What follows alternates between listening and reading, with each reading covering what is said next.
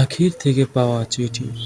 প্রিয়, জানি না এই চিঠিটা তোমার হাতে কোনোদিন পৌঁছবে কিনা, তবুও লিখেছি, কারণ কিছু কথা না বললে বুকের ভেতরের ভারটা আর সহ্য হয় না।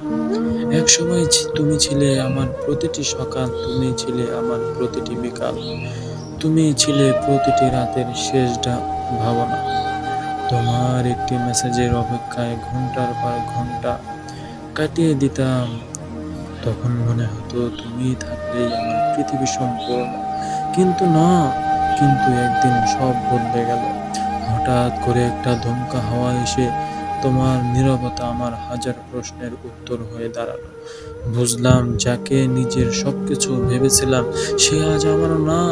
সে আজ আমার থেকে অনেক দূরে, সে আসলেই আমার না। আমি যার জন্য এত কিছু করেছিলাম, আমি যার জন্য এত ভাবনা ভেবেছিলাম, অনেক কেঁদেছি তোমার জন্য, অনেক কেঁদেছি, অস্থির হয়েছি, এমনকি তোমার জন্য রাতের ঘুমটা পর্যন্ত হারাম করে ফেলেছি। তোমার জন্য আমি ঘুমাতে পারিনি, নিজেকে অসহায় মনে হয়েছে। তারপরেও একদিন আয়নার সামনে দাঁড়িয়ে নিজেকে বললাম, যে মানুষ আমার মূল্য বুঝলো না, যে আমার মূল্য বুঝতে পারে না, তার জন্য নিজের জীবন নষ্ট কেন করব? আমার জীবন নষ্ট করব কেন?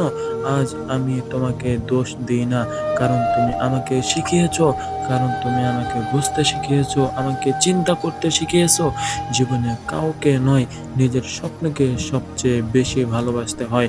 যদি কোনোদিন আমার কথা তোমার মনে পড়ে, তাহলে শুধু এতটুকুই জেনে রেখো, আমি তোমাকে ঘৃণা করি না।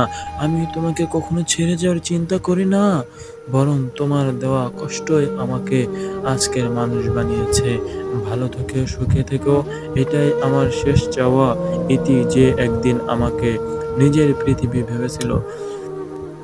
আপনাদের যাদের আমার এই কথাগুলো ভালো লাগবে, তারা পরবর্তী দ্বিতীয় পর্ব দেখার জন্য চ্যানেলটিতে সাবস্ক্রাইব করে বেল আইকনটি বাজিয়ে রাখবেন। ধন্যবাদ পাশে থাকার জন্য এবং আপনাদের শোনার জন্য ধন্যবাদ।